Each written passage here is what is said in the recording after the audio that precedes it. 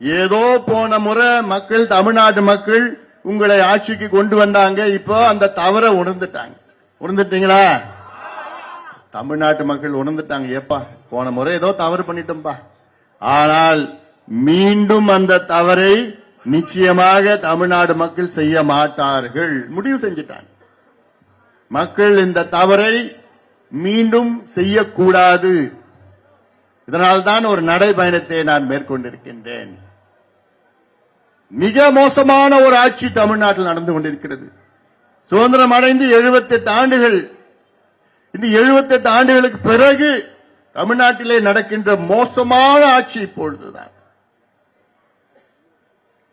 இப்படி எங்க பார்த்தாலும் லஞ்சம், ஊழல், நாடகம், விளம்பரம், எங்க பார்த்தாலும் விளம்பரம் விளம்பரம் விளம்பரம். கோடிக்கணக்கான மக்கள் பணத்தை, வரி பணத்தை இவங்க விளம்பரம் செஞ்சிட்டு இருக்கிறாங்க.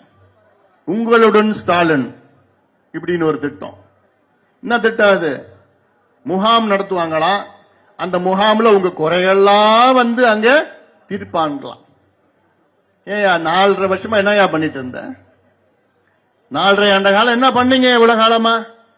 அடுத்த 4 மாசம் தான் நீங்க இருக்க போறீங்க. நீங்க யாரு குறையா தீர்க்க போறீங்க?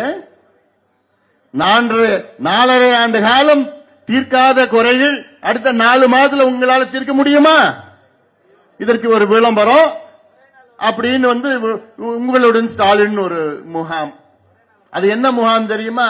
உங்களுக்கு யாராவது ரேஷன் அட்டை வேணும்னா அந்த முகாம்ல போய் நீங்க விண்ணப்பம் செய்யலாமா? எவ்வளவு? 4.5 வருஷம் விட்டுட்டானுங்க. அடுத்த 4 மாசத்துல கொடுத்துருவாங்களா? கொடுத்துருவாங்க. இருந்தா தானே கொடுக்க போறாங்க. இப்படி பிறப்பு சான்றிதழ், இறப்பு சான்றிதழ், ஏதாவது ஒண்ணு, அத மின்சார கணக்கு, இணைப்பு வேணும், புது கணக்கு வேணும், இதெல்லாம் அந்த விண்ணப்பம் கொடுக்கணுமா? 45 நாள்ல கிடைச்சணுமா? யாரையா ஏமாத்துறீங்க?